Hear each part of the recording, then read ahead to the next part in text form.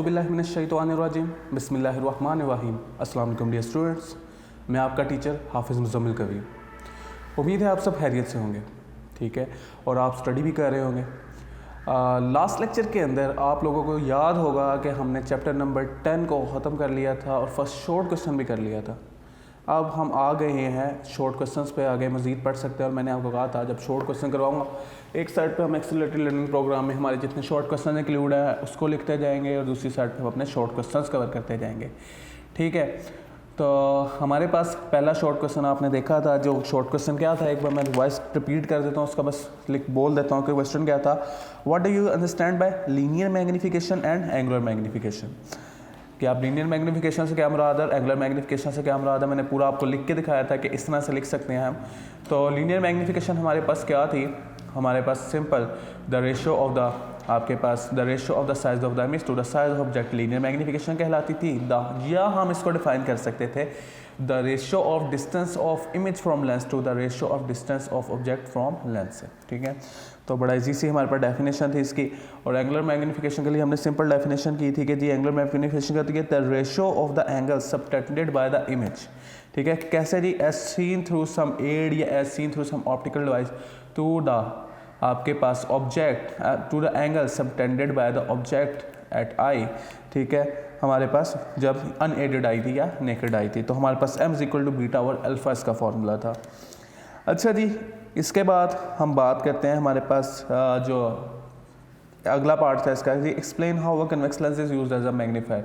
Convex lens को magnifier के तौर पे कैसे यूज़ किया जाता है? तो मैंने आपको कहा था ये सिंपल माइक्रोस्कोप वाला टॉपिक है और मैंने आपको रे डायग्राम की मदद से जो है ना बना के भी दिखाई थी डायग्राम कि जी ऑब्जेक्ट को प्लेस कर दें इनसाइड द फोकस, हमारे पास एक virtual magnified and direct image हमें हासिल होगा एट डिस्टेंस डी पे, जो हमारा नियर पॉइंट है, ठीक है। वहाँ पे हम ऑब्जेक्ट को बड़ा क्लियरली ऑब्जर्व कर सकेंगे।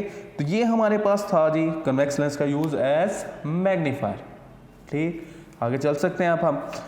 आइए जी, अब अगला जो हमारे पास एक्सेलरेटेड लर्निंग प्रोग्राम का शॉर्ट क्वेश्चन है वो है हमारे पास जी 10.2, ठीक। शॉर्ट क्वेश्चन क्या है? कहता है explain the difference between angular magnification and resolving power of an optical instrument. कहता है जी पहले तो ना पहला पार्ट उसका सीधा सीधा कहता है जी एंगुलर मैग्नीफिकेशन में फ़र्क बताएं और रिजॉल्विंग पावर में फ़र्क बताएं, ठीक है। और फिर कहता है what limits the magnification of an optical instrument. Limitations क्या हैं जी, किस वजह से हमारे पास मैग्नीफिकेशन किसी ऑप्टिकल इंस्ट्रूमेंट की बहुत ज़्यादा नहीं हम कर सकते, मतलब लिमिट होती है, उसके क्या लिमिट्स हैं, किस वजह से क्या लिमिटेशंस हैं हमारे पास। अच्छा जी, तो पहले हम एंगुलर मैग्नीफिकेशन और रिजॉल्विंग पावर में फ़र्क समझते हैं। तो एंगुलर मैग्नीफिकेशन क्या थी आपके पास, याद है कुछ? हमारे पास एंगुलर मैग्नीफिकेशन को अभी मैंने डिफाइन किया कि हमारे पास सिंपल क्या है, हमारे पास मैग्नीफिकेशन का चलो मतलब भी समझ लेते हैं ना पहले। सिंपल मैग्नीफिकेशन का मतलब था कि हमारे पास कोई ऑप्टिकल डिवाइस ऑब्जेक्ट का कितना बढ़ा के आपको दिखा सकती है, ठीक है। यानी हमारे पास कोई ऑप्टिकल डिवाइस किसी ऑब्जेक्ट के इमेज को कितना मैग्नीफाई कर सकती है हमारे लिए, ठीक है। ये हमारे पास कहलाती थी मैग्नीफाई पावर, ठीक हो गया, या एंगुलर मैग्नीफिकेशन। और हमारे पास एंगुलर मैग्नीफिकेशन को हमने डिफाइन बार बार कर रहे हैं, बोल रहे हैं the angle subtended by image at eye. हमारे पास जब आप by using some optical instrument वो क्या कहलाता है, बीटा एंगल। और हमारे पास टू द आपके पास angle subtended at the eye when आपके पास अनएडेड आई, ठीक है। तो हमारे पास ये क्या कहलाता है, अल्फ़ा। तो मैग्नीफिकेशन किसके बराबर है, बीटा पर अल्फ़ा के बराबर है हमारे पास, सिंपल। तो मैग्नीफिकेशन का मतलब पता चल गया आपको। एंगुलर मैग्नीफिकेशन का मतलब है कोई ऑब्जेक्ट हमें कितना बड़ा नज़र आ सकता है। लेकिन आपको याद है जब भी मैं मैग्नीफिकेशन की बात करता था साथ में एक बात किया करता था कि मैग्नीफिकेशन का कोई फ़ायदा नहीं अगर आपको ऑब्जेक्ट क्लियर ना नज़र आए। ऑब्जेक्ट को क्लियर दिखाने वाली पावर हमारे पास क्या कहलाती थी, रिजॉल्विंग पावर। हम कहते थे अगर ऑब्जेक्ट मैग्नीफाई हो गया है तो ये क्लियर भी होना चाहिए। और ऑब्जेक्ट को क्लियर हम कैसे देख सकते थे, जब उसकी रेजोल्यूशन बहुत बेहतर होती थी, उसकी रिजॉल्विंग पावर बहुत ज़्यादा होती थी, अच्छी रिजॉल्विंग पावर होती थी। तो हमारे पास रिजॉल्विंग पावर का क्या मतलब है, हमारे पास रिजॉल्विंग पावर का मतलब था कि हमारे पास the ability of the instrument to reveal minor details, ये डेफिनेशन हमने की थी ना, तो मैं यहाँ लिख के देता हूँ रिजॉल्विंग पावर की डेफिनेशन। तो हमने की थी रिजॉल्विंग पावर की डेफिनेशन की थी, क्योंकि मैग्नीफाइंग पावर को देख चुके हैं हम। अच्छा जी, the ability of the optical instrument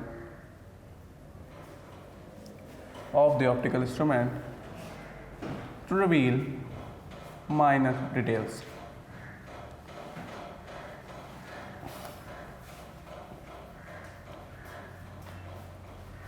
minor details कि अगर आपके पास कोई ऑप्टिकल इंस्ट्रूमेंट छोटे छोटे से डिटेल्स दिखाना शुरू हो जाए तो हमारे पास ये कहलाती थी उसकी रिजॉल्विंग पावर। ठीक है, कितनी आप दिखा सकता है, उस कितनी काबिलियत है उसकी छोटी डिटेल्स दिखाने की। इसके बाद हमने क्या कहा था जी, हमने रिजॉल्विंग पावर को एक और तरह डिफाइन किया था कि आपके पास रिजॉल्विंग पावर क्या होती है, जिसकी वजह से हम दो पॉइंट्स के दरमियान में फ़र्क महसूस कर सकें। ठीक है, तो वो वाली डेफिनेशन भी आप लिख सकते हैं यहाँ पे कि रिजॉल्विंग पावर क्या होती है कि हम वो एबिलिटी इंस्ट्रूमेंट की जिसकी वजह से हम दो पॉइंट्स के दरमियान में डिफरेंस महसूस कर सकें कि ये दो पॉइंट्स हैं, एक पॉइंट नहीं है।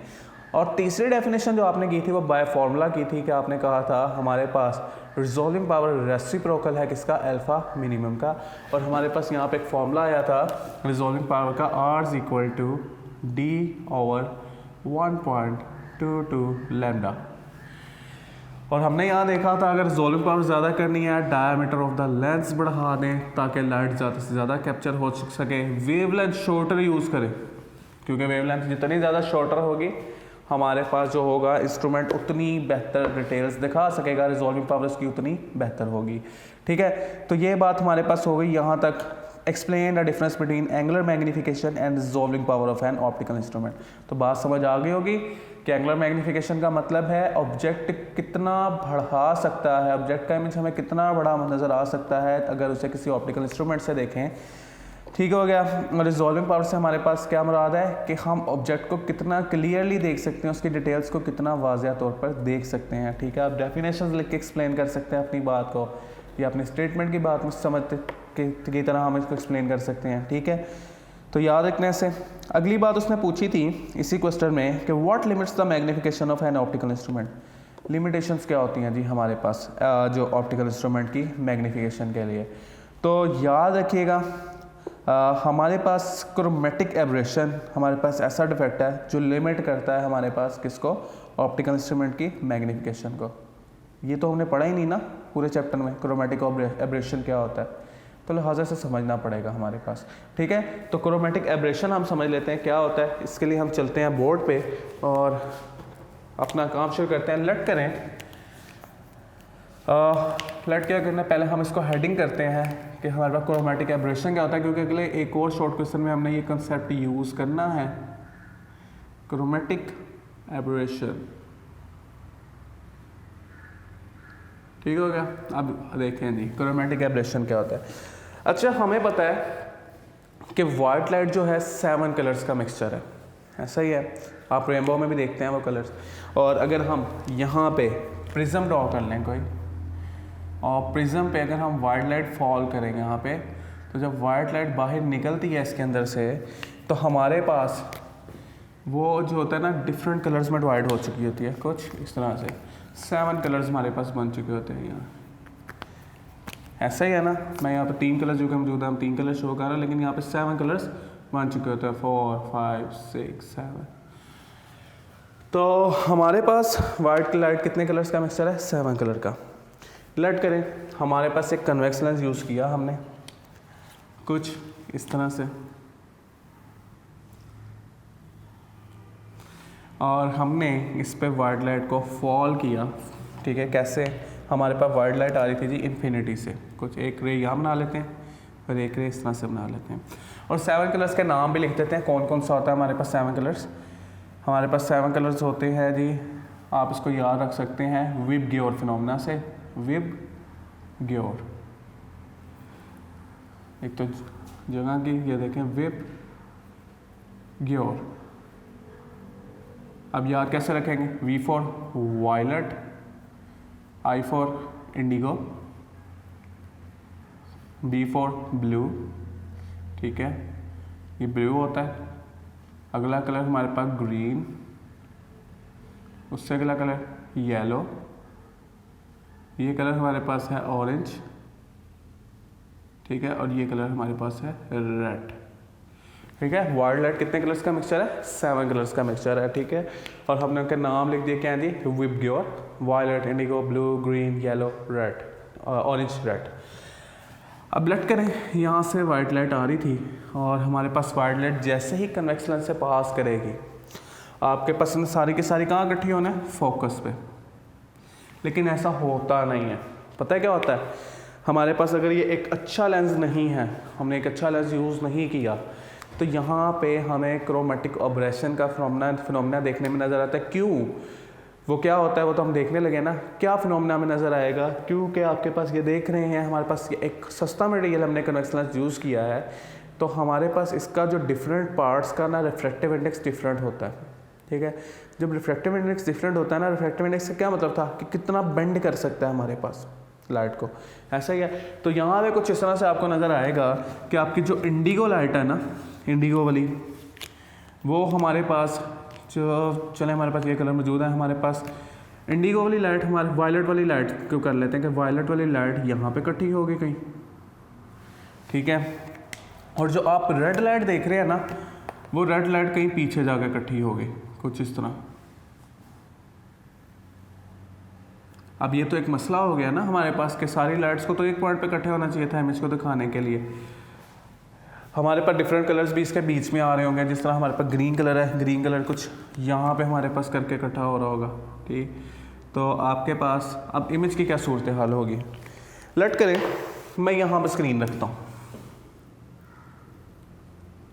ठीक है। यहाँ पे मैंने स्क्रीन रख दी इस तरह से कुछ। अब ज़रा मुझे देख के बताएं किस तरह से कलर्स हैं आपके पास। इस स्क्रीन के जो सेंटर में आपको कलर नज़र आ रहा होगा, वो हमें नज़र आ रहा होगा ब्लू कलर का। अगर मैं स्क्रीन आपके सामने बनाऊं तो स्क्रीन के सेंटर पे जो आपके पास इमेज बन रहा होगा, वो ब्लू कलर वाली सारी आपके पास लाइट यहाँ पर लाइक आ रही होगी। ग्रीन वाली हमारे पास इसके बाहर होगी, कुछ ऊपर की तरफ आपके पास ये देख रहे हैं, कुछ यहाँ पे। और हमारे पास रेड लाइट क्या होगी? कुछ यहाँ पे आपके पास बन रही होगी। और हमारे पास एक अजीब से कलर्स का ब्लर सा इमेज बन रहा होगा, जिस तरह कि अब हमारे जो कैमरा ऐप्स हैं उनके अंदर इफेक्ट्स भी आते हैं जी, तस्वीर को बनाने के लिए एब्रेशन होती है बाकायदा। हमारे पास वो ऑब्जेक्ट थोड़ा सा ब्लर नज़र आता है, उसके कलर्स अलग-अलग डिस्ट्रीब्यूट हुए होते हैं। तो ये फिनोमेना हमारे पास क्या कहलाता है? क्रोमेटिक एब्रेशन कहलाता है। कि हमारे पास यहाँ पे कलर्स एक जगह पे लेंस के रिफ्रैक्टिव इंडेक्स के खिलाफ होने की वजह से एक जगह पे इकट्ठे नहीं हो सकते, तो हमारे पास हमें क्या होता है? डिफरेंट कलर्स डिफरेंट पॉइंट्स पे जाके इकट्ठे हो रहे होते हैं। तो हमें यहाँ पे जो है ब्लर इमेज नज़र आता है डिफरेंट कलर्स के साथ, जो कि एक अच्छी बात नहीं होती। Chromatic mean, chroma mean colours हमारे पास, ठीक है।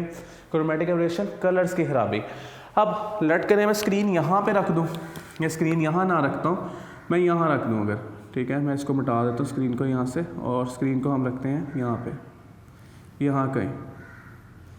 अब हमारे पास इसके अंदर ग्रीन लाइट सेंटर में आएगी, रेड लाइट इसके किनारों पे आना शुरू हो जाएगी, लेकिन ब्लू लाइट का पता ही नहीं होगा। हमारे पास जो इंडिगो वायलेट लाइट हमने यूज़ की थी, चले ब्लू कहना चाहे ब्लू कह लें, कि हमारे पास ये लाइट की शो ही नहीं होगी। तो हमारे पास यहाँ पे भी क्या हुआ? क्रोमेटिक एब्रेशन का फिनोमेना देखने में नज़र आया। तो कुछ आपके पास सूरत हाल बड़ी अजीब सी हो जाएगी, ठीक। तो ये लिमिटेशन है जी इसकी कि अगर आपके पास क्रोमेटिक एब्रेशन का डिफेक्ट हो लेंस के अंदर, तो आपकी मैग्नीफिकेशन क्या हो सकती है? बहुत अच्छी नहीं होगी। हमारे पास इमेज मैग्नीफाई आप करते जाएंगे, वो लाइट इकट्ठी होने के बजाय क्या होंगे? लहदा जो होगा न वो डिफ्रेक्ट कर जाएंगे अपने पॉइंट्स पे। लहदा कलर्स जो होंगे वो लहदा पॉइंट्स पे डिफ्रेक्ट कर जाएंगे, क्योंकि आपको पता वायलेट की वेवलेंथ हमारे पास शॉर्टर है और रेड की वेवलेंथ क्या है? सबसे ज़्यादा है। तो रेड की वेवलेंथ क्या है? हमारे पास सबसे दूर इसलिए जाके मिली है। तो ये हमारे पास इसकी लिमिटेशन आ गई हमारे पास मैग्नीफिकेशन की, इसलिए हमारे पास अनलिमिटेड मैग्नीफाई नहीं कर सकते। हम एक इमेज को एक कन्वेक्स लेंस की मदद से एक खास लिमिट तक हम अच्छा मैग्नीफाई कर सकते हैं, ठीक है। तो ये हमारे पास हो गया शॉर्ट क्वेश्चन नंबर 10.2, ठीक। अच्छा जी, अगला शॉर्ट क्वेश्चन कहता है why would it be advantages. कहता है क्या फ़ायदा है जी हमारे पास to use blue light with a compound microscope, कि अगर हम कंपाउंड माइक्रोस्कोप में ब्लू लाइट यूज़ करें तो हमारे पास क्या फ़ायदा हमें मिलता है। क्या मैग्नीफिकेशन में कोई फ़ायदा मिलता है? ज़रा मैग्नीफिकेशन का फॉर्मूला देखते हैं इसके लिए। तो मैं ये बता सकता हूँ क्योंकि क्रोमेटिक एब्रेशन का तो टॉपिक हमने इस्तेमाल करना है, आगे यूज़ करना है इसका कंसेप्ट, तो हम इसको बढ़ा देते हैं जो हमारा रिजॉल्विंग पावर वाला है। चले रिजॉल्विंग पावर को भी यूज़ करना ही था, अभी लिखे रह देते हैं, लेकिन चलें अब देख ले इसको। कहता है why would it be advantages to use blue light with a compound microscope. तो कंपाउंड माइक्रोस्कोप के अगर मैग्नीफिकेशन, ये शॉर्ट क्वेश्चन नंबर 3 है, याद रहे 10.3, सीधे सीधे हमारे भी 3 शॉर्ट क्वेश्चन जो हैं स्मार्ट सिलेबस में शामिल है। तो अगर आप मैग्नीफिकेशन का फॉर्मूला देखें कंपाउंड माइक्रोस्कोप के लिए तो वो था Q/P 1 + D/FE। ठीक है, तो आपके पास इसका मैग्नीफिकेशन के फॉर्मूले में देखें कि क्या आपको कहीं पे कोई लाइट वाला फिनोमेना नज़र आ रहा है किसी चीज़ पे। ना आपके पास डिस्टेंस ऑब्जेक्ट लाइट पे इफेक्ट करता है, ना डिस्टेंस ऑफ इमेज लाइट पे इफेक्ट करता है, ना आपके पास नियर पॉइंट लाइट पे इफेक्ट करता है, ना focal length of eyepiece. तो फिर किस चीज़ पे हमारे पास फ़र्क पड़ेगा? फिर एक चीज़ हमें नज़र आती है रिजॉल्विंग पावर। ठीक है, रिजॉल्विंग पावर जिसको अभी अभी हमने लिखा कि आपके पास resolving power, the ability of the optical instrument to reveal minor details, हमने अभी बात की थी। रिजॉल्विंग पावर उसका फॉर्मूला हमने जो मेंशन किया था सिर्फ फॉर्मूला मेंशन कर देते हैं। अगर आपको इसका जो डेफिनेशन देखनी है वो थोड़ा सा बैकवर्ड जाके आप लेक्चर के अंदर देख सकते हैं। तो हमारे पास R = D/1.22 लैम्डा। D क्या था आपके पास? Diameter of the lens. ठीक है, और हमारे पास diameter of the lens light पे ज़्यादा इफेक्ट नहीं डालता हमारे पास। ठीक है, आपके पास लेकिन जो हमें नज़र आ रहा है नीचे 1.22 एक कांस्टेंट वैल्यू है लैम्डा। लैम्डा वेवलेंथ है, किस चीज़ की वेवलेंथ है? हमारे पास ये लाइट की वेवलेंथ है। और हमें यहाँ से एक चीज़ नज़र आती है, अगर हम D को और 1.22 को कांस्टेंट हमारे पास है तो R इनवर्सली प्रोपोर्शनल है किसके जी? वेवलेंथ के। ठीक है, इफ़ D इज़ कांस्टेंट, चलो यहाँ लिख देते हैं कि अगर D कांस्टेंट है, if D is constant so R inversely proportional है किसके? लैम्डा के। यानी वेवलेंथ हमारे पास जितनी ज़्यादा ग्रेटर होगी हमारे पास रिजॉल्विंग पावर उतनी कम होगी, और इसके वॉइस वर्सा जितनी आपके पास वेवलेंथ छोटी होगी हमारे पास रिजॉल्विंग पावर उतनी ज़्यादा होगी। अब ज़रा वो कलर्स का हमारे पास कॉम्बिनेशन देखें। हमारे पास वायलेट, इंडिगो, ब्लू, ग्रीन, हमारे पास येलो, ऑरेंज, रेड। ठीक, तो हमारे पास ये फिनोमेना हमने कलर्स का कॉम्बिनेशन सारा देख लिया। अब इसमें देखें हमारे पास वेवलेंथ जो है सबसे ज़्यादा होगी वायलेट की, सबसे कम वेवलेंथ होगी हमारे पास रेड की। तो हमारे पास वेवलेंथ इस तरफ को फॉल कर रही है। ठीक है, इस साइड पे ये लैम्डा मैक्स है हमारे पास इसके लिए विजिबल रेंज के अंदर, और ये रेड क्या है हमारे पास? लैम्डा मिनिमम है। अब अगर हम इसकी जगह रेड लाइट यूज़ करें, रेड लाइट की वेवलेंथ ज़्यादा हमारे पास, सॉरी लैम्डा मैक्स उल्टा लिख दिया हमने, वायलेट की मिनिमम वेवलेंथ है, रेड की वेवलेंथ हमारे पास क्या होती है? मैक्सिमम होती है। और हमारे पास इसका हम इस तरह से लिख देंगे एरो कि जी लैम्डा मैक्सिमम से मिनिमम की तरफ आपके पास इस तरह फॉल कर रहा है। अब अगर हम रेड यूज़ करते हैं तो रेड की आपके पास वेवलेंथ है सबसे ज़्यादा। जब वेवलेंथ सबसे ज़्यादा होगी R = D/1.22 लैम्डा, तो आपके पास R inversely proportional to lambda हमने यूज़ किया। अगर वेवलेंथ सबसे ज़्यादा होगी तो रिजॉल्विंग पावर क्या हो जाएगी? सबसे कम हो जाएगी। ऑरेंज यूज़ करेंगे तो रिजॉल्विंग पावर थोड़ी सी मज़ीद बढ़ जाएगी, येलो यूज़ करेंगे तो रिजॉल्विंग पावर मज़ीद बढ़ जाएगी, ग्रीन पे आएंगे तो थोड़ी और ज़्यादा हो जाएगी। अब हम आ गए हैं कहाँ पे? ब्लू पे। आप देख सकते हैं ब्लू की वेवलेंथ रेड के मुकाबले में बहुत छोटी है। ऐसा ही है, हमारे पास ब्लू की वेवलेंथ जो है ना बड़ी कम है हमारे पास रेड के मुकाबले में। अगर हम यहाँ लिखें तो यहाँ लिख सकते हैं लैम्डा हमारे पास ब्लू वेवलेंथ जो ब्लू है वो बहुत स्मॉल है। ठीक है, किसके मुकाबले में? लैम्डा रेड के मुकाबले में। तो अगर मैं यहाँ ब्लू यूज़ करता हूँ तो आपके पास ब्लू कलर की वेवलेंथ क्या है? बहुत ज़्यादा स्मॉल है।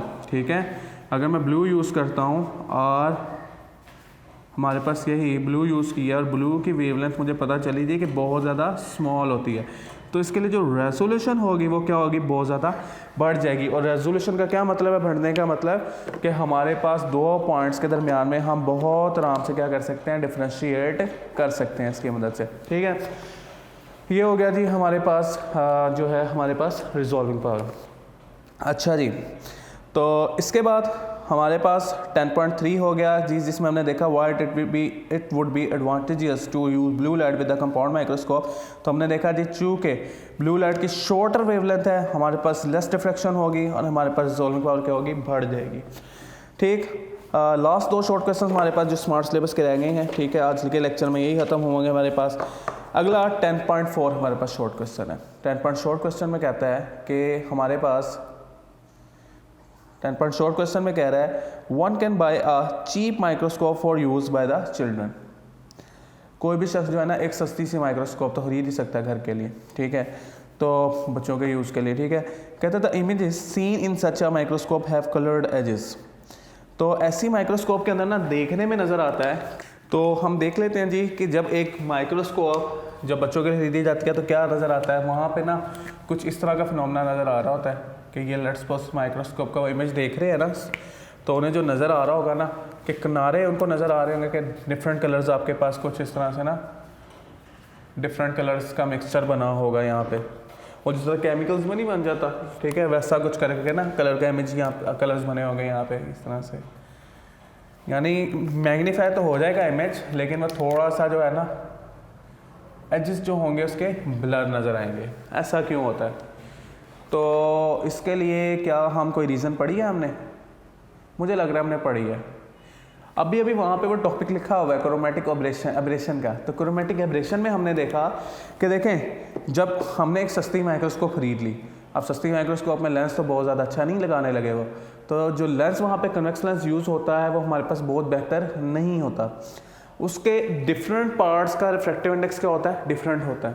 तो लिहाजा जब आप ऑब्जेक्ट को मैग्नीफाई करते हैं इसकी मदद से, ऑब्जेक्ट जब मैग्नीफाई होता है हमारे पास तो कुछ इस तरह से हो रहा होता है कि हमारे पास लेट करें ये स्क्रीन है या आपकी जहाँ इमेज बन रहा है आपका आँख पे, तो यहाँ पे हमने देखा कि जी कलर्स क्या होते हैं, हर कलर अलग-अलग हमारे पास जो है ना पॉइंट पे जाके इकट्ठा हो रहा होता है। ब्लू लाइट कलर हमारे पास जिस तरह यहाँ पे हो गया, या आप वायलेट कलर समझ लें कि बहुत ज़्यादा आपके पास करीब होगा क्योंकि इसकी वेवलेंथ क्या है, बहुत ज़्यादा मिनिमम है। रेड दूर होगा। अब क्या होगा, सेंटर में तो ब्लू नज़र आ रहा होगा, इसके इस पॉइंट पे क्या नज़र आ रहा होगा, ग्रीन, और एजेस पे क्या नज़र आ रहा है, रेड।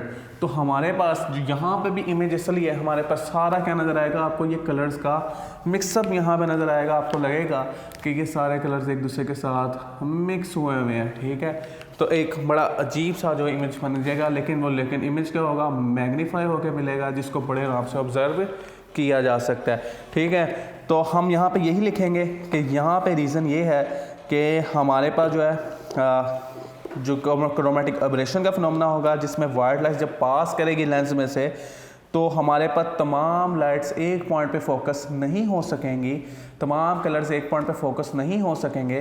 तो लिहाजा हमें जो है ना क्रोमैटिक एब्रेशन का फिनोमेना देखने में नज़र आएगा। ठीक है, तो अब हमारा लास्ट शॉर्ट क्वेश्चन जो है इस चैप्टर का वो है 10.6। ठीक, इसको देखते हैं और आज इसको ख़त्म करते हैं। हमारे पास 10.3 और अभी हमने किया कौन सा 10.4। इसको लिख लेते हैं कि हमारे पास ये शॉर्ट क्वेश्चन कौन सा था, 10.4 स्मार्ट सिलेबस के मुताबिक, और लास्ट शॉर्ट क्वेश्चन हमारा जो है वो है 10.6। 10.6 शॉर्ट क्वेश्चन हमारे पास क्या है जी, कहता है, बुक पे देखिएगा आप लोग भी, कहता है if a person were looking through a telescope at full moon. बड़ा इंटरेस्टिंग शॉर्ट क्वेश्चन है, आपने खुद सोचिएगा इसको जब मैं बता चुकूँगा। कहता है जी कि एक शख्स जो है ना टेलीस्कोप की मदद से पूरे चांद को देख रहे हैं। ठीक, कहता है how would the appearance of the moon be changed by covering half of the objective lens. हुआ यूँ कि हमारे पास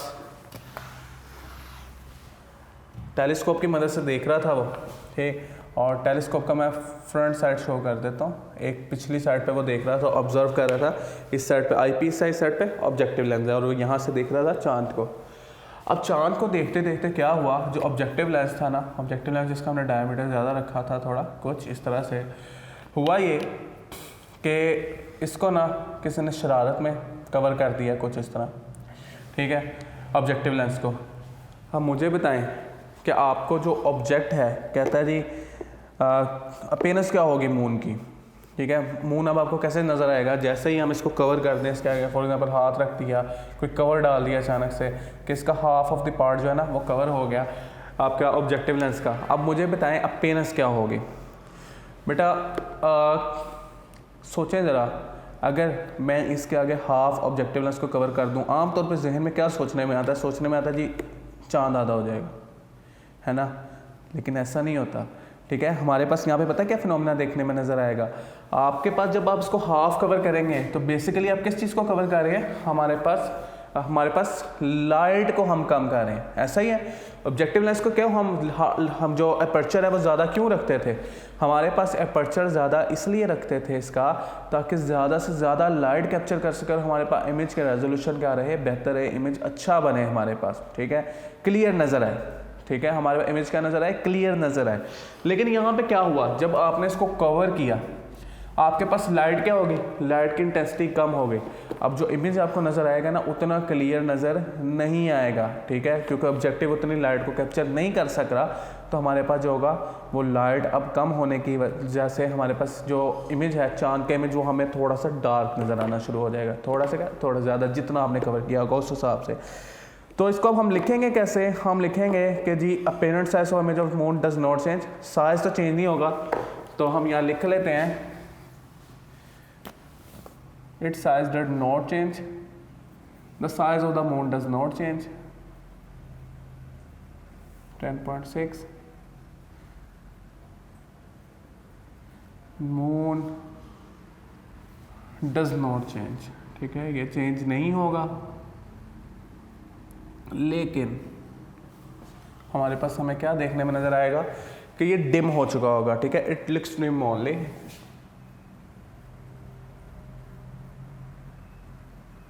अब इसकी वजाहत आप कैसे करेंगे, आप मैग्नीफिकेशन का फॉर्मूला लिखेंगे। मैग्नीफिकेशन का फॉर्मूला हमारे पास किसके बराबर था जी, आपके पास इसके लिए focal length of objective lens divided by focal length of eyepiece. आप देखें क्या लाइट जो है हमारे पास वो अफेक्ट करती है फोकल लेंथ ऑफ ऑब्जेक्टिव और focal length of eyepiece पे, दोनों पर डिपेंड नहीं करती, तो आपके पास मैग्नीफिकेशन में कोई फ़र्क नहीं आएगा, नो चेंज इन मैग्नीफिकेशन, ऐसा ही है, मैग्नीफिकेशन में कोई भी चेंज नहीं आएगा हमारे पास।